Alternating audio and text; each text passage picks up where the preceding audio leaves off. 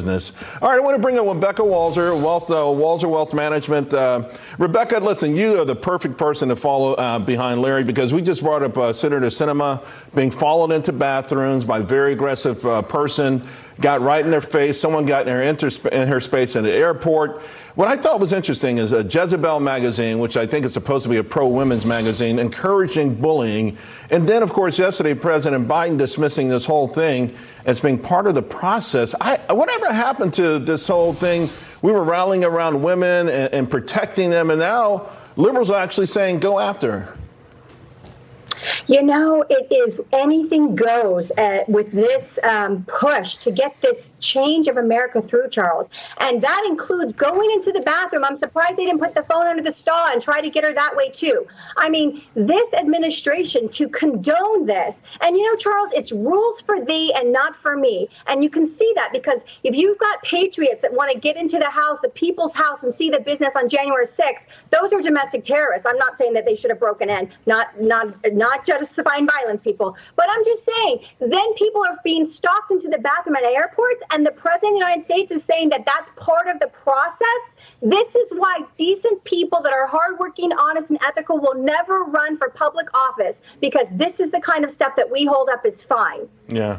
No, I agree 100%. You know, listen, it's always about ideas and who can sell them the best, right? And we all get frustrated because so often ideas that actually pass and politicians that actually get elected aren't necessarily who we think are the best. But it's a popularity contest, and you got to be able to sell it, not browbeat someone into submission. Speaking of which, I got to get your thoughts on this national debt. Larry just brought that up as well. 28.7 trillion, give or take.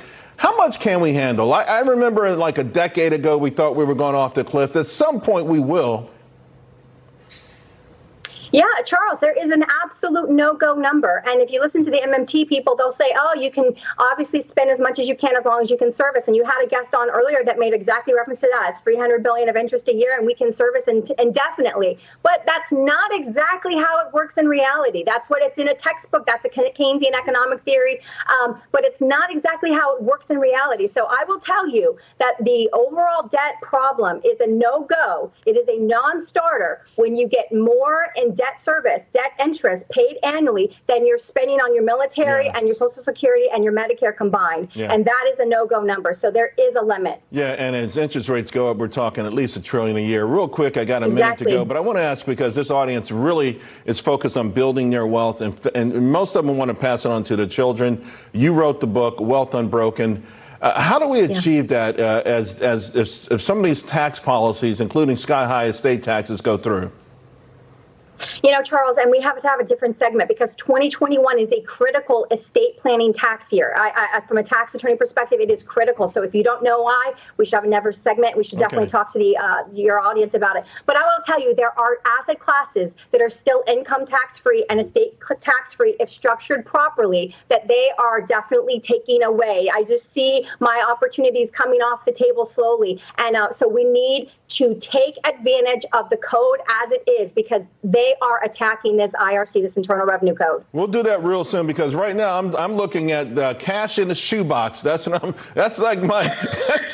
focused on right now as they vote on the new tax hikes. Cash in the shoebox. Rebecca, thank you very much. We'll talk soon, and we will do that segment. It is critical.